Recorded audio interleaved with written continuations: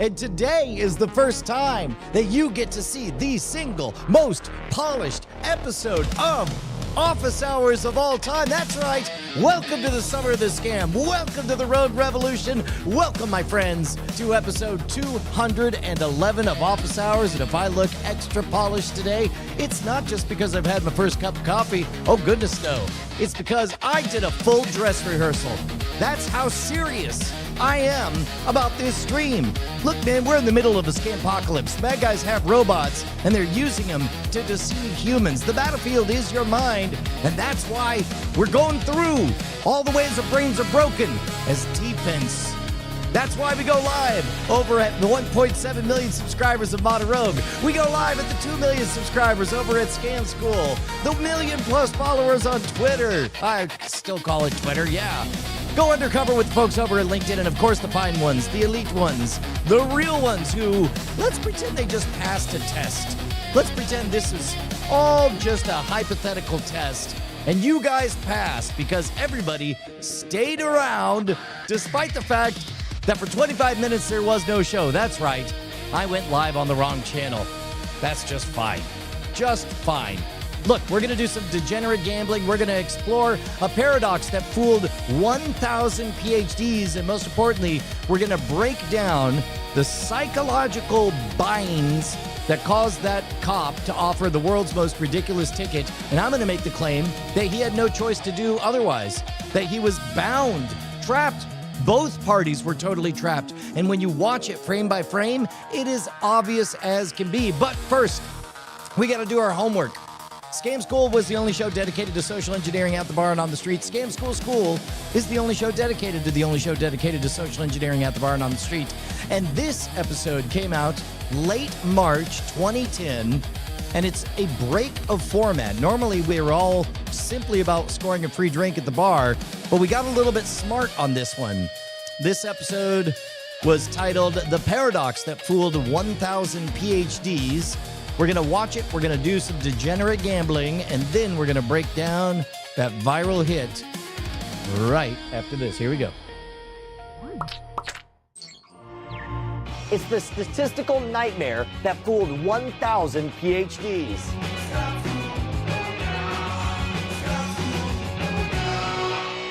This scamtacular episode of Scam School brought to you by Squarespace And Gamefly. Welcome to the only class where every graduate gets a complimentary pair of beer goggles. Scam School, the only show dedicated to social engineering at the bar and on the street. I'm your host, Brian Brushwood, and a while back we asked you guys, what is the most counterintuitive, the most mind-bending statistical paradox that you knew of? And you responded in droves. So we give to you the #1 most requested problem, the Monty Hall paradox. Gentlemen, how's it going? I'm Brian. I'm Brad. Brad and John. John, listen, a while ago, I wanted to pose an interesting question about probability and weird statistical anomalies. And I asked people to send in their favorite weird statistical puzzles. And far and away, this was the #1 entry that we got. And I looked it up online. This actual weird puzzle appeared in Parade magazine several years ago, a few decades back. And over 10,000 people wrote in to say that the person who wrote the article was completely wrong, including 1,000 PhDs. So what you're about to learn is so bizarre and so counterintuitive and so backwards that 1,000 geniuses weren't able to understand it. Wow. So you two bastards have no hope. Okay, fair enough. This is a statistical problem called the Monty Hall Problem. You guys have seen the show Let's Make a Deal, right? Yes. Yes. So let's do this. Imagine you're playing Let's Make a Deal, the original with Monty Hall, not the newfangled one, right? And in this, they claim that you could win a car. Behind one of the 3 curtains is a car, right? Right. Behind the other 2 curtains are goats. And in this case, let's make it real for you guys. I don't have a car to give away, but I'll say that I got 20 bucks. If you guess correctly, I'll give you 20 bucks, right? And the other 2, you gotta buy me a beer. So right now, if you're gonna pick one of these curtains, what does your gut tell you the odds are of it being behind any one choice? 1 out of 3. You say 1 out of 3, right? Yeah, because there's 3 choices. Only one of them has the car or the $20. Right. The other 2 are goats or you owe me a beer, right? Yeah. So let's do this. Let's play a little game. Who's gonna play? Or do you guys want to go by consensus? We're gonna do this with John. John, Three choices here, 3 doors, right? Behind 2 are goats or you owe me beer. And behind one of them is a $20 bill. Okay. Which one of these doors do you want to choose? That one. That one. This one right here. That one. All right. Now I could just turn it over and show you what you got. You could. But let's make things a little more interesting. Let's do it. I'm gonna show you what's behind this door right here. There's a goat over here. Now, we could end the game right here. We could just show what's across the board. Because I'm feeling generous, I'm gonna give you a chance. If you want to, you can change or you can stick with the one you got right now. Which one you want? I'll stay. Now, most people do stand. And why is that? 2 questions I'm gonna ask you guys, and we're gonna come back after the break and find out which is the right answer.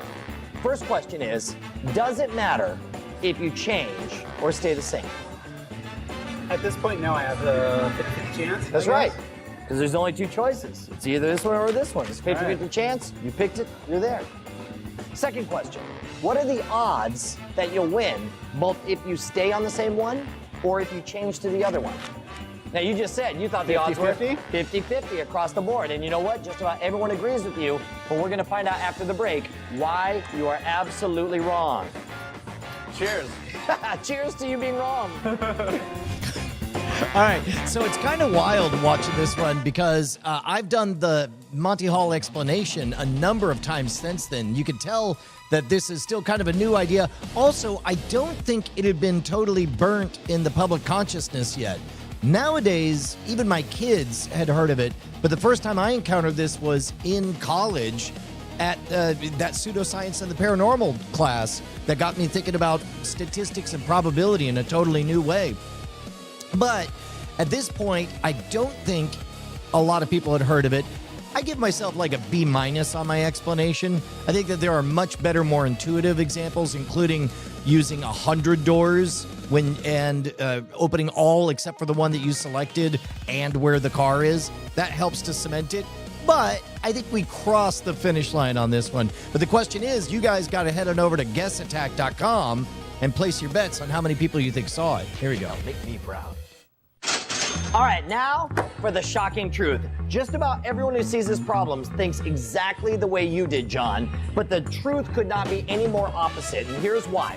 You picked this one right over here, Right. And then I revealed that this one was a goat, and I offered you a chance to change, and you declined. Right. Most people decline because it's very agonizing to make a decision, and once people make a decision, they tend to always want to stick with it, right? And that's the way, for example, they call it the puppy dog close with art pieces or furniture. They say, just take it home, use it for a week, and if you want to bring it back, you can, otherwise we'll bill you, right? It's very psychologically difficult to take back a decision once you make it. Right. So that's one thing going against you. Second thing going against you is, weirdly enough, when you pick one of them, first of all, let's see what would have happened, right? You picked this one, we revealed this one, you said you didn't want to change, and then the truth is, the 20 bucks, the car, was this one right in the middle, and you actually picked a goat. But there's 2 reasons I was going against you. One was statistical, one was psychological. Psychological we've already talked about. Let's talk about the statistical reasons. Look at it this way. Instead of looking at, right now, what are the odds that the one you'll pick will be the car? 1 in 3. 1 in 3. Let's flip it upside down. What are the odds that you'll pick a goat? 2 out of 3. Thank you. Yes, I was a little bit worried there for a second. The odds are much like, so you have to assume whatever you pick is probably a goat, right? Right. So you probably have your hand on a You have goat. a better chance of picking a goat then. You probably have your finger on a goat. Right. And then what do? I show you one of the other cards, and I reveal the other goat. So knowing that you probably, there's a 2/3 chance that you picked the goat, then the odds are that this card, there's a 2/3 chance that this card is the card that I have to buy. the card, here. the $20, right? So believe it or not only should you always switch, but if you do switch as a policy, your odds are 2/3, 66% of the time, that you will win. Does that make Really? sense? Yeah, kind of, yeah. So I tell you what, if you decide that you're always going to switch when you can, there's only 3 ways that everything can run out, okay? So let's imagine that you start with this one. Right. I reveal this one, and we always decide that we're going to switch. So that means we switch to this one, and we reveal that this one is a goat and that you now have the winner. I can't even throw the cards down right. All right, so that's 1 out of 3, right? What's the second possibility? Second possibility is you start here, I reveal this one, and then you switch, and it turns out that this was the car and that was the goat. Right. So that means we have 1 to 1. Third possibility is you start with this one, I reveal that this one's the goat, you switch because we decided we will always switch, and it turns out that you get the car. So hard numbers, 2 out of 3 times, if you decide to always switch, you will always get the car. At this point, we've explored all 3 possibilities, so you know for a fact that 2 out of 3 times, as long as you always switch, you'll win, which is one of the most weird, counterintuitive things in the world, but you guys were freaking fantastic. This thing blew my mind. I hope you guys enjoyed it as well. Cheers. The Monty Hall Problem. Oh. Statistics for the win. All right, let's talk Yeah, so in this case also, we're kind of breaking format here because we've got, not only are we not doing what Scam School does, which is teach you how to win free drinks at the bar, we're doing a tangentially, peripherally related activity that is a little bit, college statistics. It's a curiosity. But then on top of that, we don't really have a C block. We just have kind of a stapled on, oh, I guess we'll do this scam that doesn't get teased at all in there. Although, look at this. Look at this. It ends up being the most replayed part of the entire thing. So I've got some comments on how this part all played out. But in the meantime, don't forget, place your bets. How many people do you think watched it? Was this a breakout or no? free drink. Get on over there. All right, guys. Now, that was some interesting academia, but we got one that's nice and practical for you two bastards. Here's the thing. How many heads, Bradley, do you see on that dollar bill? Look all over. Count how many heads you see. Count them. Count them. You can pick up the dollar bill to look at it. I intend to. If you, are you sure it's not going to burst into flames? Dude, you have a dollar bill? Pull out a dollar bill. Take a look at it. I might. Surely you got a dollar bill. I hope. I'll even give you the first one. It's I'm George gonna Washington. say 2 off the top of my head. You think 2? Get it? Off the top of my head. That was funny. Yeah, that's Scam School. You're home for puns. Head. You know what? I'm even going to give you the answer. You ready for this? Yeah. You say 2. How many heads do you see? 2. You see 2? Yes. I'm going to tell you the answer is 14. 14. There are 14 heads on a dollar bill. If you find them all, I'll buy you a drink. If not, I will reveal the answer for a modest sum. I feel like you're being very liberal in your interpretation of the word head. Nope. Yeah, that's what I think too. Screw you both then. 1. I see the eagle has a head. The eagle does have a head. That is one of the 14. Washington has a head. Washington has a head. That is There's 2 no of the watermark 14. on a dollar bill. You got 14. You got 2 out of 14, man. No, Only 12 to there go. really is no watermark. 2 14? 14, You're kidding me. dude. They're all over the place. You're messing with me at this point. Head. I give up. The arrows. The heads of the arrows. What's that? What? Heads. Oh, you bastards! No way. I owe you 2 a beer because yes, Bring it! there's George Washington's head, there's the eagle's head, and there are 12 arrowheads. Oh, you. Holy crap, that's awesome. You guys beat the dealer. A beer to each of you. Thank you so much, gentlemen. Very good job. The nice thing about the Monty Hall paradox is you can actually perform it for your friends. More often than not, they're going to make the wrong decision. If you're worried about losing, then just go ahead and make it an intellectual exercise to show your expertise. And yes, before you guys post it in the forums, I am aware that it was exposed in the movie 21, which was a great flick. But what I want to hear is about your success stories and failure stories. So post them at the boards at scamschool.tv, where you can see all of our episodes right back to episode 1. If you want to suggest your favorite bar scam, hit me up at brian@revision3.com. If you're doing the Twitter thing, you can follow the show at twitter.com/scamschool or find out when I am in your hometown, usually hosting a spontaneous meetup at twitter.com/schwood. Next week, we're going to be learning from a technology expert how to build an iPhone killer using 3 donuts and a prostitute. But for now, I got to get back to the bar.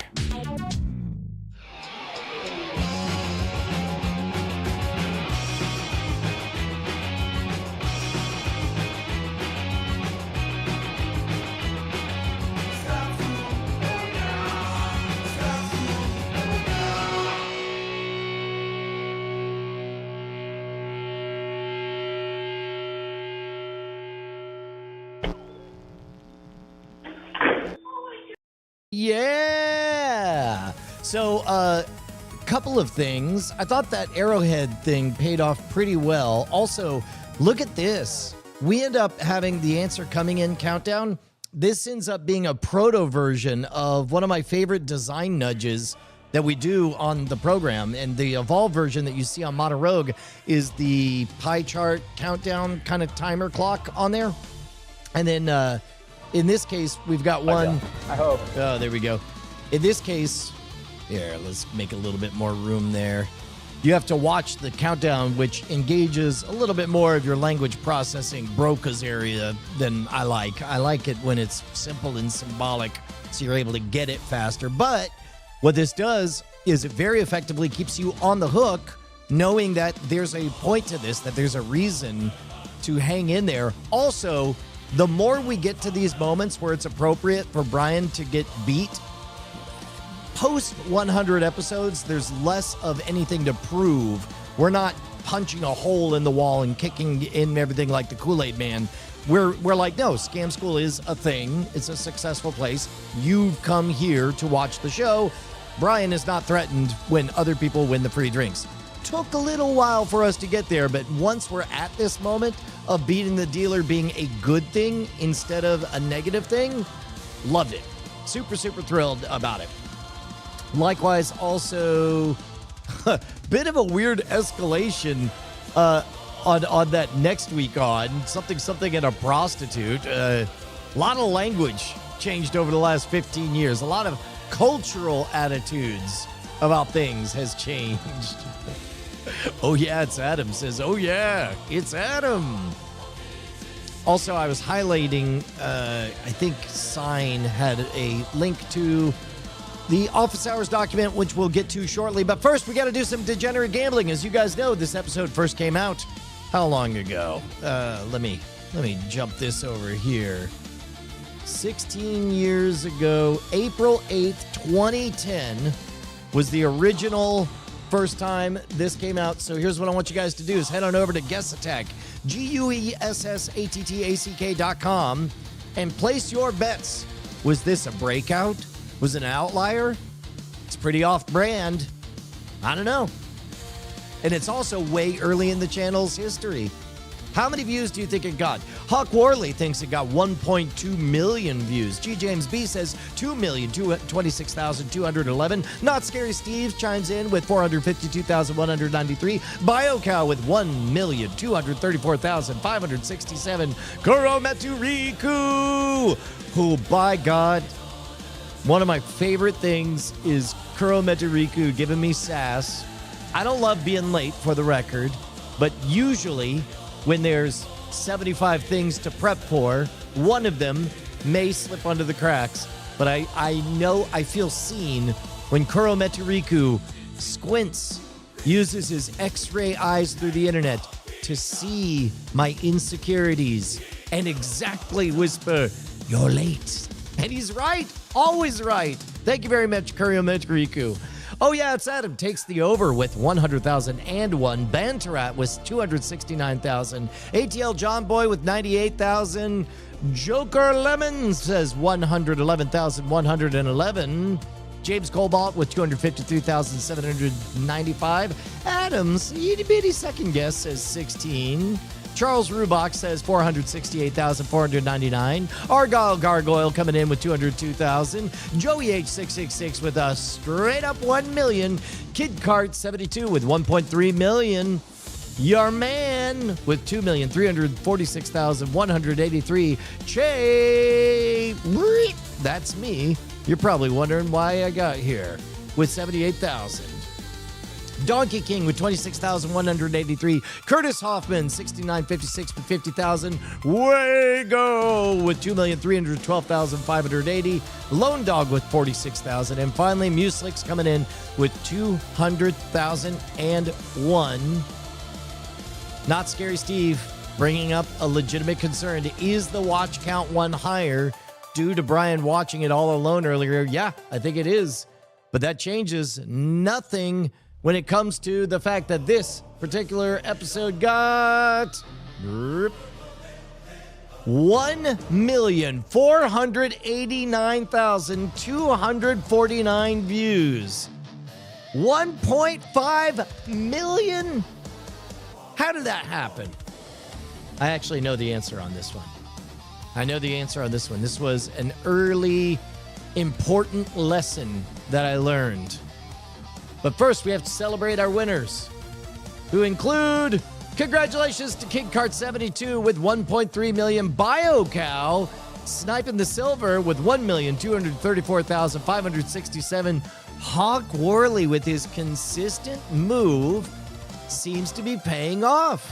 1.2 million on the nose gets you a bronze medal. Congratulations, beautiful people. Lone Dog 80 says bots. It's got to be bots, right? That's what I thought. But no. So this one has one thing that's different about it. Let's do,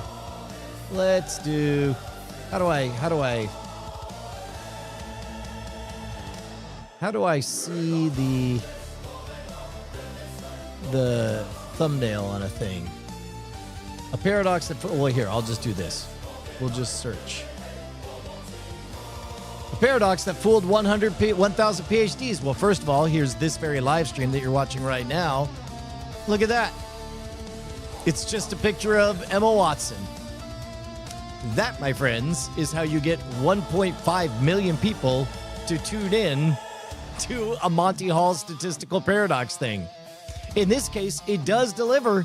It is a paradox that fooled 1,000 PhDs, and the paradox that fooled 1,000 PhDs is significant because it happened on Parade Magazine. Parade Magazine used to have a column, Madeline something or other, I think her name was, the world's smartest woman she was billed as, and she wrote an article correctly explaining the Monty Hall problem, and yet 1,000 PhDs physically wrote in letters in the 1980s saying, this is what happens when you put a woman in charge of this column.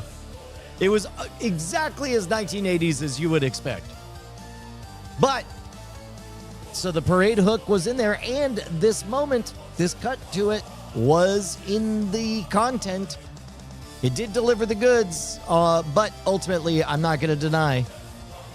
I'm going to assume a generation of young people enamored by the emerging young adulthood of Emma Watson are who clicked on it. And they stuck around and learned something. Look at this. We got some AI stuff happening. The Monty Hall paradox, the Monty Hall problem. Does matter if you change or stay. Doesn't matter if you change or stay the same. One last thing. At the end of this, we end up with 12 arrowheads. G. James B. asked the same thing that popped into my mind. Almost always, when you get 12 of something related to America, it's 13. It's got to be 13, right? 1, 2, 3, 4, 5, 6, 7, 8, 9, 10, 11, 12, 13. Ah, okay. All right, so we were totally wrong, and it was not worth pointing out the difference in there. So it is. It's 13 arrowheads, which makes it 15 total. So what I'm betting, if I'm going to remember, is I'm going to bet that when I read this one, it was George Washington on one side and the 13 arrowheads. And that, I bet the original one that I read said 14. But then when I encountered, the eagle head, then I was like, well, there's got to be more to make 14. And that was probably a Brian mistake on that one. All right, let's talk about this viral moment with the cop pulling over somebody who, for texting while driving in her right hand and blah, blah, blah. If you haven't seen it here, we'll just look at this body cam footage and then we'll break it down. There we go. That wouldn't bother me. Could you smell it? I mean, if I could smell it and it was like all up in my nostril. All right, first of all, I really want to know what podcast or radio program he's listening to. This is the cop's body cam footage here. Maybe it's different because I'm a girl.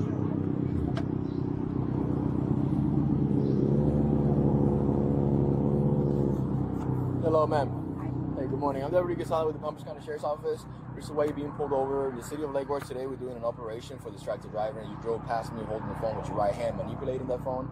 I mean, I saw you with the phone in your hand. Obviously not. So you want to just call this a day? Or? I don't want to call it a day. You had a hand up You manipulating just the said phone. my right hand. Well, I thought I saw you with your right hand. You so had a you hand didn't. up. The right hand. I saw you So manipulate. you didn't. With the right hand, perhaps not, right? But I saw But you. you didn't see me with my right hand. Okay, so are you saying that you saw me with my I right hand? know what I just said. I know what I just said. I'm asking you now. Did you yeah, or not have your phone on your hand? I did not.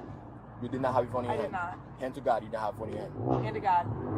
The other hand to God, you don't have your phone in your hand. Hand to God. Cool. You have your driver's license, registration, Yes, and I insurance do. with you.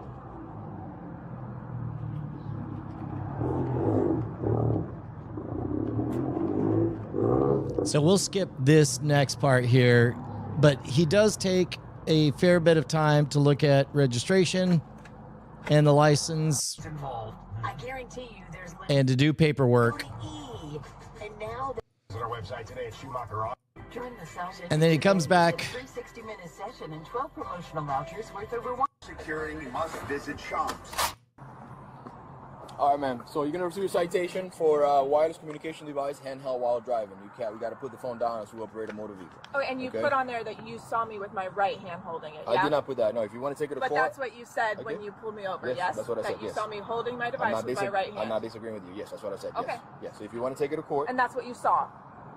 that's what I said. I said That's yes. what you said you saw. Yes. Okay. Okay. If you Okay. want to take it to court, option 5 on the back of the ticket, that's how you take that ticket to court. Do you have any questions for me? No, thank you. Have a good day. Right. So I'm going to make the claim that this couldn't have gone any other way because there are multiple different games all happening at once. First of all, there's one alternate reality where none of this became anything, where body cams aren't a real thing. If body cams were not a thing, he would not have given the ticket.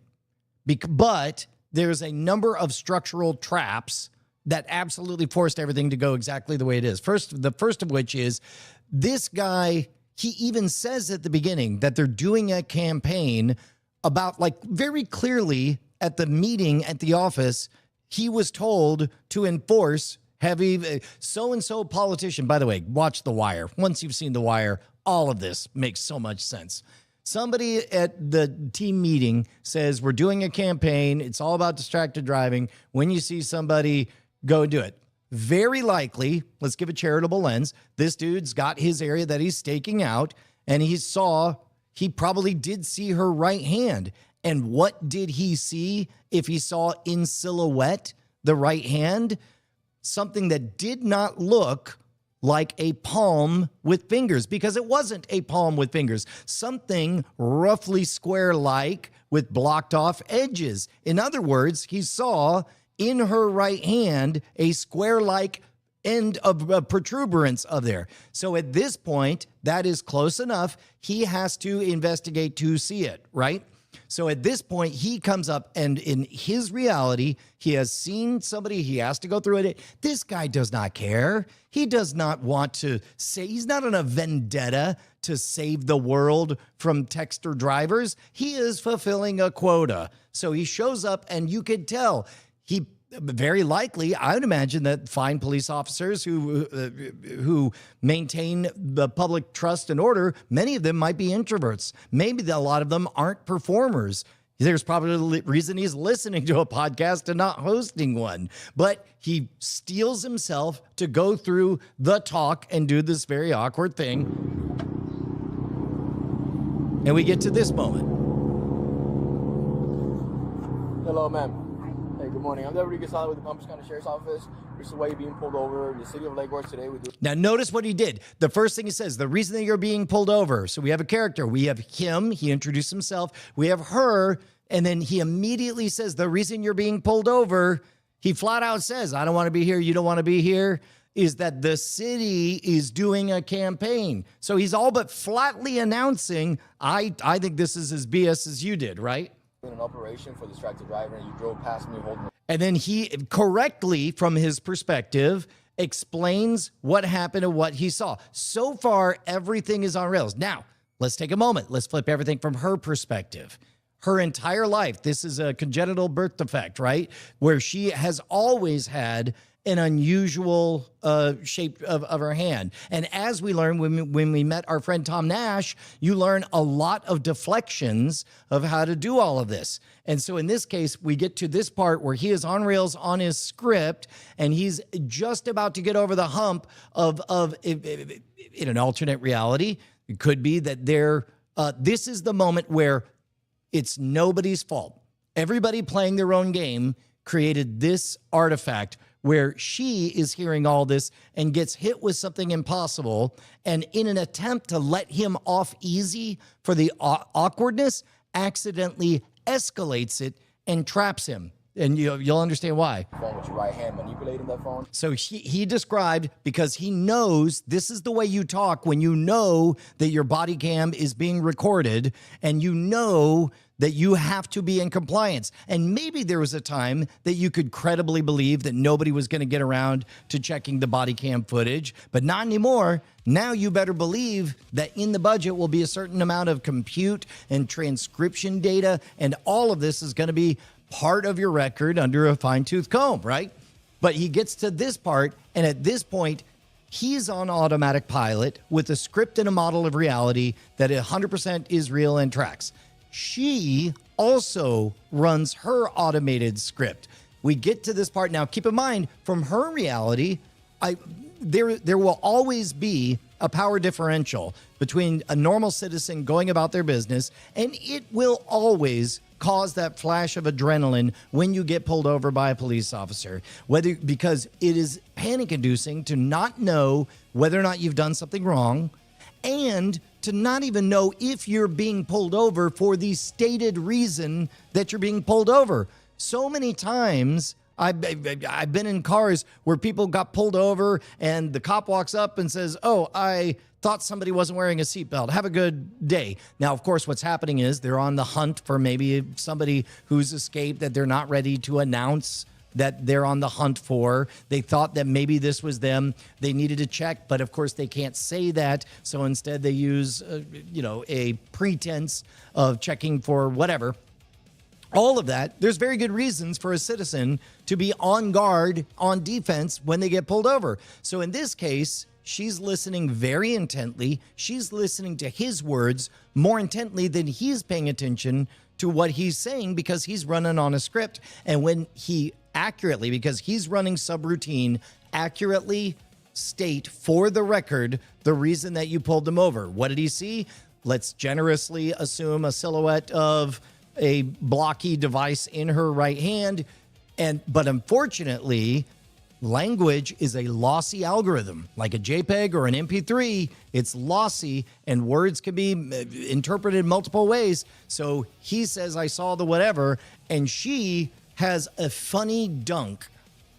Unfortunately, she is so confident that this is a misunderstanding, she is attempting to offer a golden bridge to the police officer to get him to wrap it up and move on. However, she states it flatly by telling him his job, which if there was no body cam, I would not be a problem. But because he knows there's a body cam, behind him are all of his imaginary co-workers watching in real time whether or not he backs down or not. And there are important structural reasons why all of the following happens. So in this case, she does the dunk, and he's clearly flummoxed, but she asserts positioning that would be inappropriate for a police officer to be on the record as allowing people he pulls over to dictate how a stop goes. So she doesn't realize it at the time, but she is boxing him in when she says the following. I mean, I saw you So with the phone in your obviously hand. not. So you want to just call this a day? So that was the unfortunate thing. From her reality, this was a gift. This was a generous way to make it not awkward for him, because very clearly this is all a misunderstanding and she's cool with it.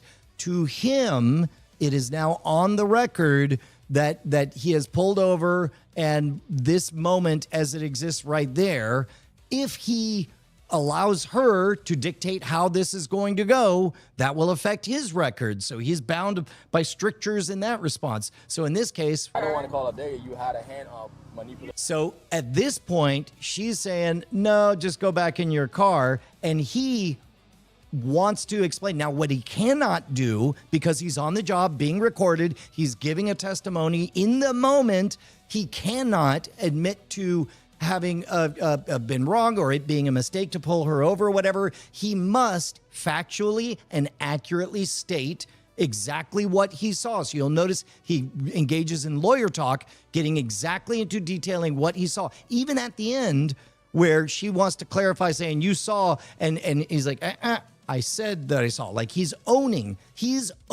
everything every step of the way, but he's also vociferously guarding the territory so he doesn't overstep. You said my right hand. Well, I thought I saw you with your right hand. You had a hand out. So she is having a different discussion than he is. What she is saying between the lines is, this is a mistake, it's silly, just let me go. Which she's almost entirely right. Yes, it is a mistake. Yes, it is silly. But the just let me go is, again, her accidentally overstepping into his domain, and he, for very good legal and job-related reasons, can't do it. So you didn't. So now she's challenging him. That's an escalation and a pushback. The moment that happens, instinctively, it is pushing him into an increasingly defensive lane, because now she's attempting, from his perspective, she's attempting to dictate how the traffic stop goes, which he cannot allow to happen. If he does, there will be extreme circumstances that are too much for him to do. So he simply... Right hand, perhaps not, right? So again, he's citing what he saw or what he told her he saw. And again, they're walking right past the real thing. What he saw was not a hand. He saw an arm up and not a hand there, which in your brain is 99.99999% of the time a phone. So of course you would say that. And it turns out it was something else. But she is arguing about whether or not she had a phone. He is defending whether or not he was made an egregious mistake to think he saw the phone. So one of them is having a logic conversation. The other one is having a subjective reality conversation. And at this point, they are not having the same conversation, and it almost escalates. And kudos to both of them. Part of the reason this is a viral hit is because this didn't end up becoming, a weapons drawn situation. Both of them respected this interaction. But you didn't see me with my right hand. So are you saying... Which is part of why it's a perfect Rorschach test. I know what I just said. I'm asking you now. Did you or not have your phone on your hand? I did not. So again, this is good. And this part made me very happy because he has to stick to the routine. He has to get back on rails, and he is just hoping that she will also stick to it as well, and she does. To Katie's credit as well, she totally does. I did not. Hand to God, you don't have one hand. Now, in this one, this is an unfortunate escalation. He says hand to God, and she raises her hand. She, in another interview, which we're going to watch in a moment, because it's a congenital birth defect, she does have fingers.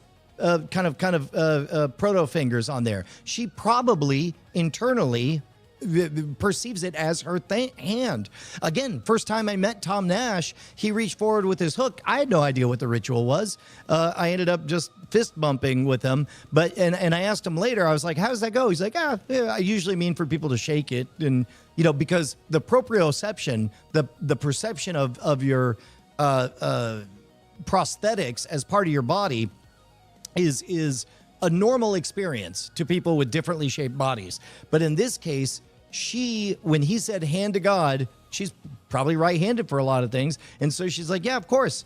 Unfortunately, because language and communication is a lossy medium, MP3s and JPEGs, this looks like she's attempting to escalate with sass. And again, maybe if it was just the two of them, they would be able to navigate these waters just fine. But there's a body cam on and the looming future threat of exactly what's happening now coming in for him. So he, at this point, doesn't know what to do. This is, you have a bunch of rules that are in conflict with each other. You guys saw the documentary RoboCop, serve the public trust, protect the innocent, uphold the law, and then the secret fourth directive. She's not a member of OCP, it doesn't matter. But the point is, she is trying to inject levity in this moment, or sincerely hand to God the way she would normally do. Unfortunately, it reads as a escalation, potentially disrespect, and so he just wants to navigate it, and then he ends up accidentally disrespecting because he doesn't know if he's being insulted or not, and he's giving the benefit of the doubt, and he's like, okay, well, I don't know if you're funning with me or not, but let's see, put a hand up to God, you know? The other hand to God. You don't have one hand. Hand to God. And then, okay, and so now he accidentally overstated because she has made a point of saying, I don't have a hand in the right hand. Actually, she kind of does have a hand, and now she's treating it as a hand. And so now he's reflecting back to her, but again, it seems like an overstatement in there. Cool. You have your driver's license, registration? And so at this point, they get back to the ritual, and yes, it does take a long time. If you want to have a bad faith interpretation of it, the surface level stuff is he goes back to the car, and according to internet commenters, looks up to see if there's dirt or whatever, covers up. At this point, people project their own prejudice, their own bias, their priors onto this.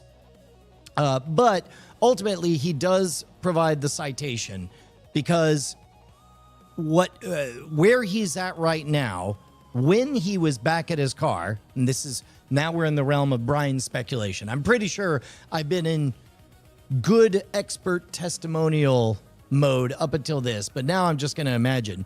If you have a moment back in your police car and you're going through the motion, you are thinking through, have I stepped over the line in any case?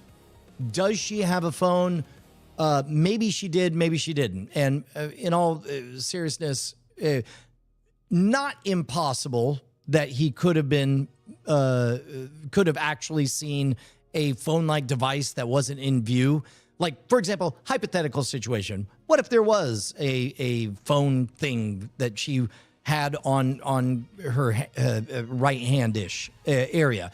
Then if he had seen it in the car, then that would have been evidence in the routine traffic stop. He would have been able to notice the thing, and then he'd pursue that. But he didn't. He had to take in good faith. Maybe he made a mistake. Maybe he didn't. Cops are not in the business of also being the judge, the jury, and so on. And so what he had to do is run through the record. Did I do everything right? Yes, he knows almost certainly that he made a mistake. And in an alternate reality where the conversation had gone slightly differently, he probably could, there could have been an avenue where in the report he writes, oh, we thought it was a phone. It turns out it was a blank, something besides a phone. That's normally how this gets resolved, I am assuming. But in this case, if he's thinking through the report, how does he even describe what happens? And then he bumps up against not a bad faith thing, but quite simply, it hits a new heuristic, not my job. Did I do the police job thing? I saw what looked like, and we've seen this before with police officers who perceive that they're seeing a weapon, and it turns out tragically to not be a weapon in various cases. In this case, he saw the offending item, or thought he saw the offending item, a cell phone. Turns out it was a curiously shaped hand. And is he going to write all of that down? What goes in the report? I claimed I saw a device. She claimed not. Somebody else's job. There's a whole reason we have the legal process. And of course, he was horrified. And of course, she was probably less horrified. I mean, all of this came out to light to begin with.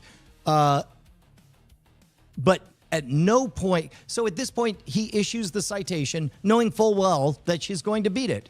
Just like there was a citation when I went to traffic court 10, 20 years ago, somebody raised their hand and said, I have a citation for going over the school speed limit at 3:30 a.m.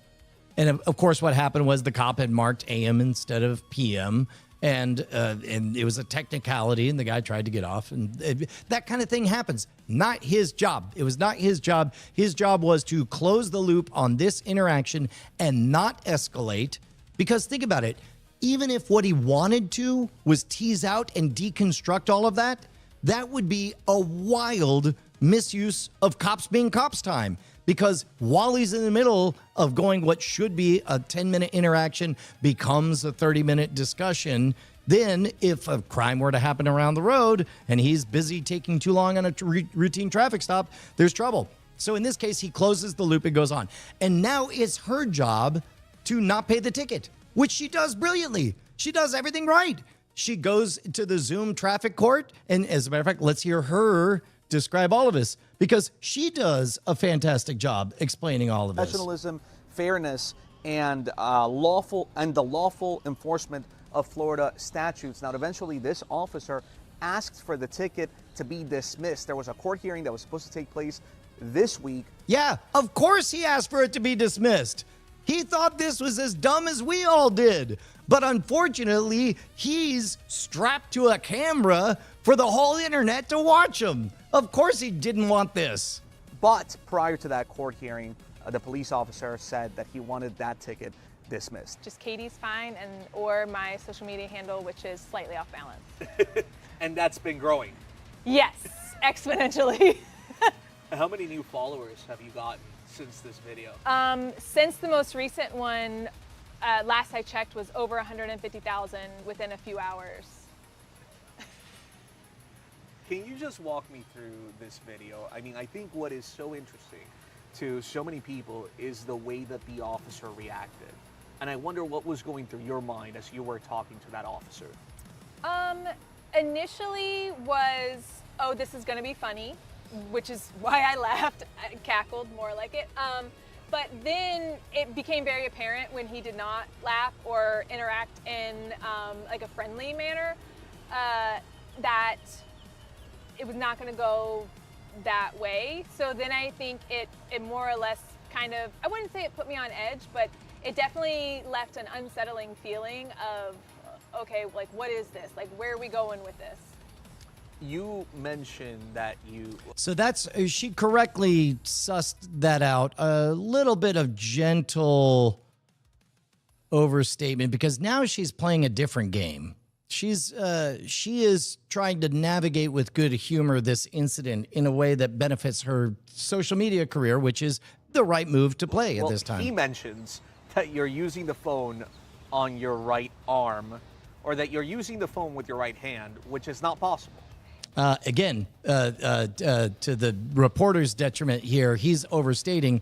The officer was very careful to say what he saw, because, again, he's giving testimony at all times. It's just a different set of rules, yes, unfortunately. He quotes the actual statute or law, which is manipulating your device, and then he goes a step forward and says with your right hand, to which I immediately throw up my right hand in the video and the body cam footage of the beginning of the interaction, and he says, well, and then, from there, it snowballs into some additional lines of questioning that were a little out of left field. But did you feel at all when, at this point, the officer doubles down? Oh, for sure. He even goes to the point where he asks me, to hand to God or to swear to God. And so me being me and my personality, I immediately throw out my right hand and say, hand to God. And he says, no, the other one. So I think at that moment, rewatching the video, that moment's harder to rewatch. So this is interesting. This is a little bit of a pivot to more of a victim role, which, again, everybody's negotiating this moment for their own agenda. So she's not accusing anything, but she's definitely shading things a little bit. When you start to analyze it, you realize he's not identifying my right arm or hand, for lack thereof, as a hand, right? By asking me to then put my left hand up as an act of swearing to God or to hand to God. So that rewatching it is where I feel like it deserves its time to address and to kind of bring up limb difference, adaptive athletes, anyone who just looks not, you know, normal or society's normal, and how those interactions can go, how they can affect, you know, I might be able to laugh it off, but for every one of me, there's several others that could destroy their entire day. What if I was a veteran who tragically lost my arm and it wasn't just from birth? Yeah, and so at this point, this is another case of having two very important, very good conversations that are not the same conversation. We've talked about this before, where it's like, when it comes to AI, no two people arguing about AI are having the same argument or even the same discussion. Likewise, at this point, the two of them are just having two different stories. She is having a story about dignity for folks who have differently shaped bodies, empathy story, and all of that, which is good and a pro-social thing to do. I wasn't as comfortable with it. That could have really pushed somebody over the edge in that moment or after the fact, and just created a lot of unintentional suffering, I think. And this is also, at this point, we're conjuring a hypothetical victim in the future. She's talking about how in the abstract, this kind of interaction could have gone better, which I don't think anybody would disagree with. Sufficiently trained to deal with someone that doesn't have their I would right say my interaction, if my interaction is an inkling of what he's been trained on, then the answer would be no. You don't think he was trained enough to deal with a situation like this? If he was, he did not embody that training during my stop. So that was a very careful. You could tell she wants to be respectful. She acknowledges that he was definitely bound by obligations of his duty, and she doesn't want to overstate. She knows that there's a very temptation to use this as an inflammation point, and she is exercising extreme self-control here, which I think is very measured and sharp. What would your message be to that officer? It would be just, I know we talked a little bit earlier, but I think it would be, you know, to take time to, you know, think about that interaction, do a little bit of self-reflection as well, and see, you know, why you reacted the way you reacted, why you took those additional steps to, you know, like we all say, double down on it. Why did you, you know, ask? So this is interesting. The prompt, the question is, what would you say to the person? But very clearly, this answer is not for the person at all. This answer is for the audience, to a hypothetical representation of the person, because Katie appears very, very astute. And I think that she wants to be kind, but she also is asserting, she's playing the game, the status game that she's playing. To put my hand to God over the situation. Was it really that serious of a situation that you felt like you needed to escalate it or to, you know, inflame the... Also, keep in mind, she has to be very careful. This is the full 19-minute extended interview, uncut. And so she doesn't know how all of these sound bites are going to be sliced out. And she's very media savvy. And I would hope that I hope that he gives himself grace for the interaction, and that, you know, we can look at it in the videos and say, oh, we should have done this different, we should have done that different. Thankfully, both of us walked away from that interaction, and, you know, we were both okay. So that move is called drawing the bigger circle. That's what Martin Luther King always did. If you look at his famous I Have a Dream speech, everything was constantly, wherever there's a dividing place, you draw a bigger circle. So in this case, whatever the division is between her and the cop, she drew a bigger circle, which is an astute move. Open enough to have those conversations, whether it's a friend or you reach out like through the department to find out what kind of contacts you guys have internally, to kind of go over those situations for if you do pull somebody over that, I don't necessarily like this word, oops, sorry, but handicap or disabled. I don't identify as those. I know that there's probably several others in my community that do, so I don't want to say that that's not how you should address us. So again, we're talking past the actual person, a little bit of doing a performance, which again, that's what all the news is. That's something that we don't like to think about, but is true. Kind of where I'm at is to get that additional knowledge, to seek out what could I have done differently? How do I address these people? How can I make it comfortable for everyone, not just yourself? I do wonder, though, if you think ultimately you got good news over the past couple of days. And what was that? Obviously, this morning it got dismissed. I found out that it was dismissed, and that was amazing. I made sure to still show up to my court date, same floor, same courtroom, on time, just to double down on making sure that it was dismissed and that I had tangible proof, right? That like I'm not in default of anything. I followed all the guidelines. And it was even better because I didn't have to appear before the judge. So that's interesting. So at this point, the question beneath the question is almost a version of, so is this no longer a story? And of course, she is bound to say, no, it is a story. He's the one who asked for the case to be dismissed. The officer asked for the case to be dismissed. What does that say about this case?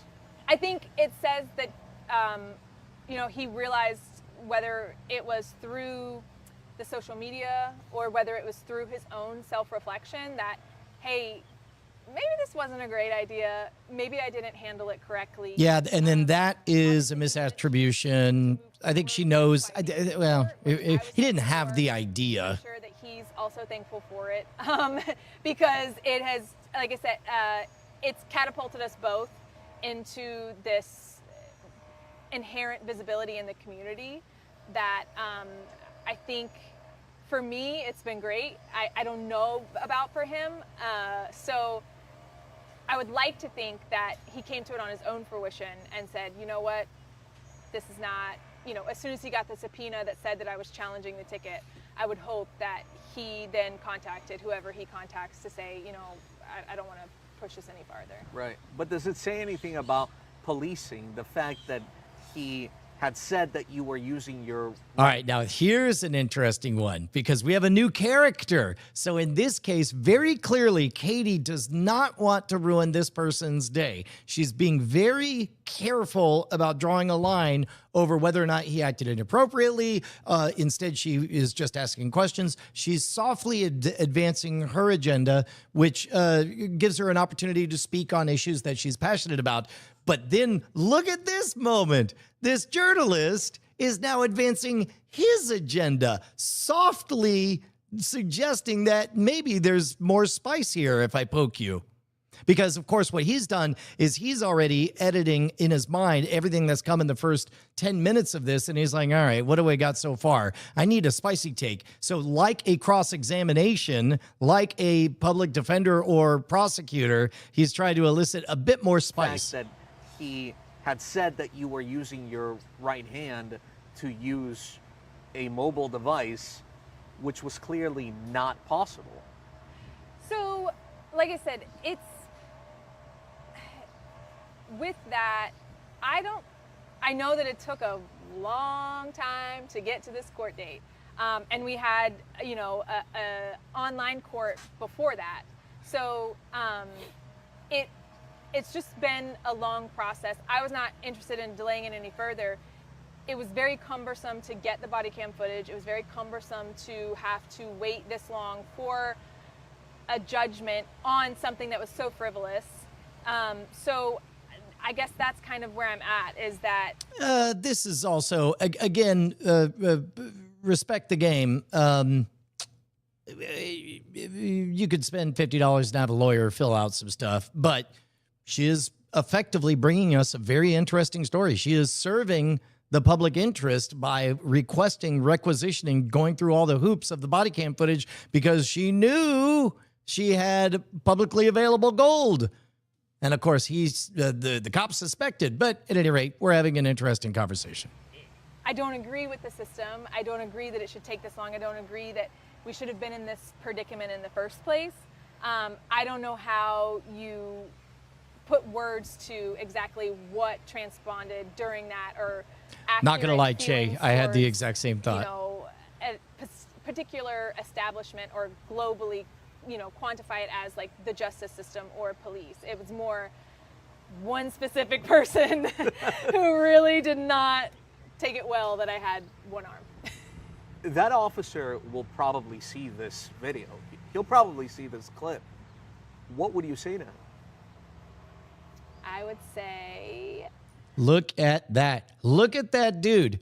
What he just said was, will you please hand me a flashbulb moment? Will you please? Here's some red meat. Would you like to jump on it and make me more important at my job? And you can see her driving past that exit, but also thinking that's mighty tempting. Maybe I could go for a little bit of whatever that is. I would say, hello, Officer Casada. No. What would you say? I would say hi first. I would introduce myself because we got off on the wrong foot, but more than that. And I would Look at that. That is her negotiating with herself about what to make of this opportunity in this moment. She retreats from othering him, and she gently reminds us that this is a real person and that she is interested in making hay about this discussion point because it's important for society, but she is steadfastly refusing to make this a personal thing because she recognizes the human on the other side. Treat him as a human, like I deserve to have been treated in that moment, and really get down and, like we talked about, what I had wished of him is I would start the conversation very openly of, hey, this is the problem that we had during this, interaction. This is how I felt like it could have been handled differently. Explain to me your side. Explain to me what you were thinking. How did we get to this point? And then from there, kind of just see where our two sides can kind of come together and say, hey, look, here's how we discuss limb difference. Here's how you address somebody.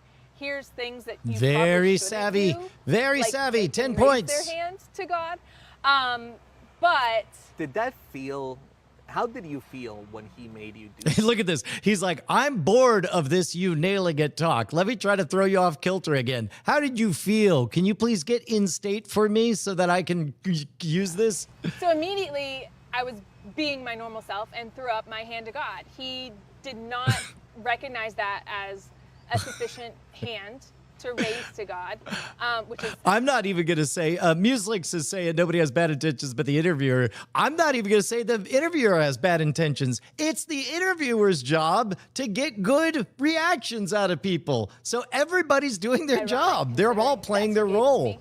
And then he proceeds to ask me to do my left, which is like, okay, cool. Watching it after the fact, getting that body cam footage over the weekend and sitting with it. This is the second time she's brought back to that moment. Short of saying that anybody did anything wrong, she very precisely, very adroitly draws a boundary about what she's saying, and she's having a feeling conversation. Realized immediately that I felt very uncomfortable. I handle things a little differently. I channel a lot of comedic relief for all of these things. I know there's a lot of people in my community, in the limb difference community, disabled, handicapped, that felt very much that was inappropriate. And like reiterating again, the circumstances behind why I'm missing an arm are drastically different from somebody else that you might see that's missing an arm. So again, this is an organic opportunity for her to get some sound bites into her agenda. And again, agenda is a loaded word. Her role, her job, her game that she's playing is to raise awareness about the different types of missing limbs. Or missing a limb in general. You've had this your whole life. My whole life. I was born this way. It's never going to change. It's never going to hold a phone. It's just going to be how it is. Today is... It's never going to hold a phone. No. I mean, no. I was going to say prosthetic, but I don't even... That was fun. Look at that. You could see her get a genuine tension-breaking reaction and then immediately reel herself in as she remembers that she's in an interview, which again... Kudos to the interviewer. He's trying to knock her off of her game. It's never going to change. It's never going to hold a phone. It's just going to be how it is. Today is... It's never going to hold a phone. No.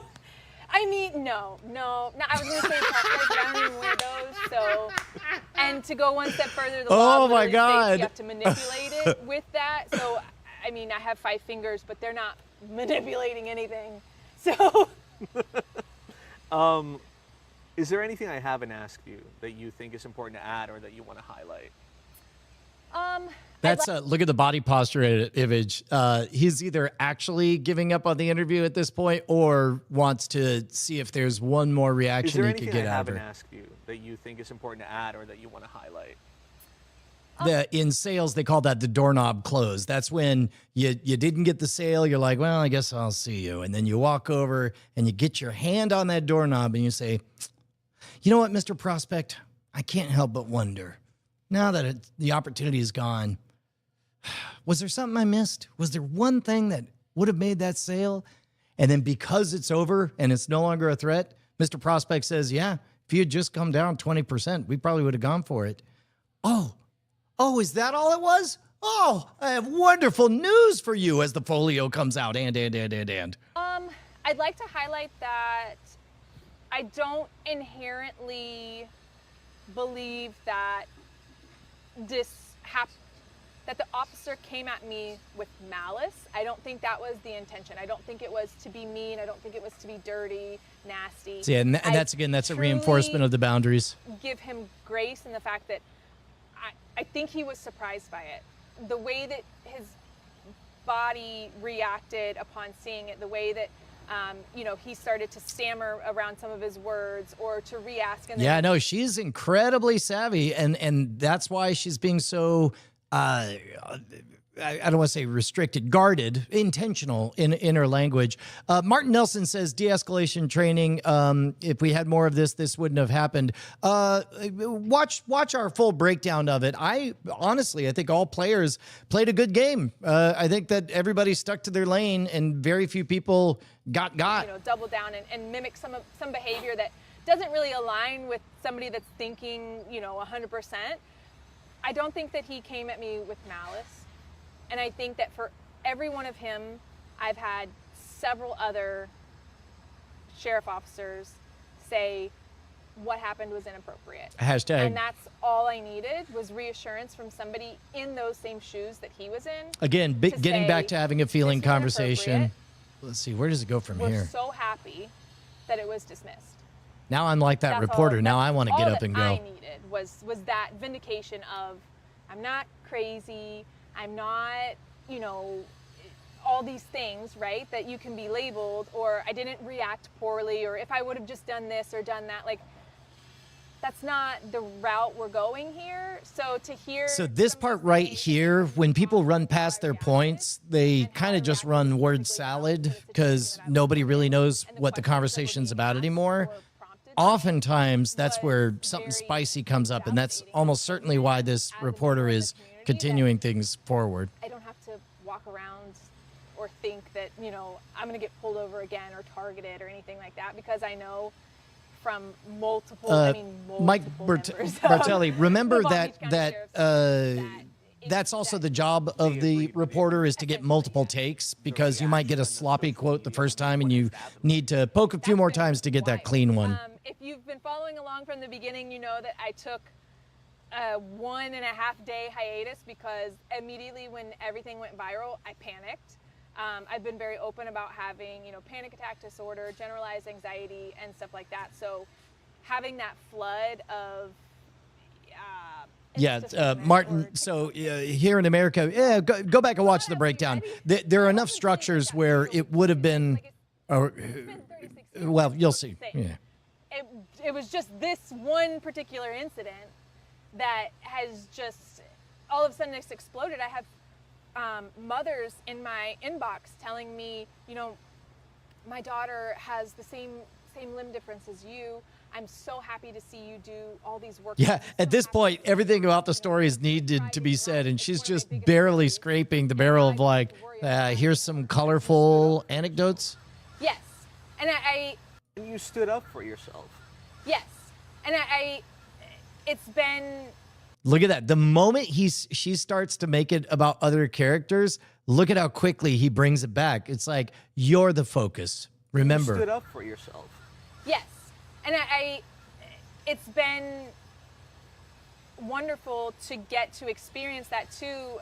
You have these people from different continents, different countries coming into my inbox, asking me questions, telling me things, letting me be a safe space for them to ask questions about, do Do you get half price when you get your nails done?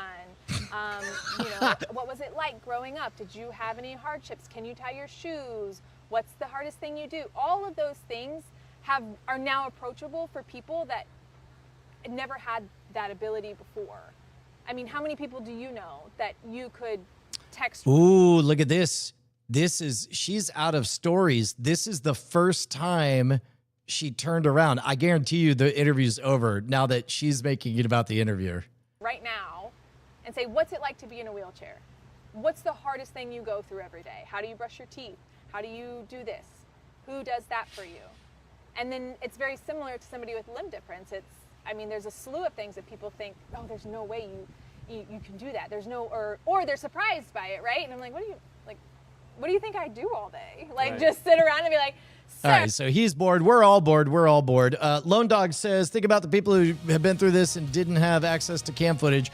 Remember, I'm convinced that this wouldn't have happened if there was no body cam. I'm convinced that this happened because of the body cam and because of the restrictive structures that trapped everybody into performing their role exactly as they did. And in general, shouts out to all players. Hopefully you guys can slap left hands and say, good game, good game, good game, good game. Could have gone a lot worse. And in general, I think everybody operated within the limits of what they could. The real Narc ID, your proposal works for in isolation, in the safe realm of the hypothetical, but man, I'm telling you guys, watch The Wire. Watch all 5 seasons of The Wire, and you'll understand how much bigger the whole game is across the board. All right, beautiful people, we've got. Hey, do yourself a favor. I got a gift for you. Go watch The Sheep Detectives. The Sheep Detectives is great. It's my second favorite Patrick Stewart, Hugh Jackman vehicle. It's a great movie. And meanwhile, I want to thank all of you guys for showing up here live. Watch this. I'm gonna hit this so smooth. It's gonna be amazing. Oh, we didn't even get to talk about the new episode. New episode out. Watch the new episode of Modern Rogue. Here we go, beautiful people. Bye.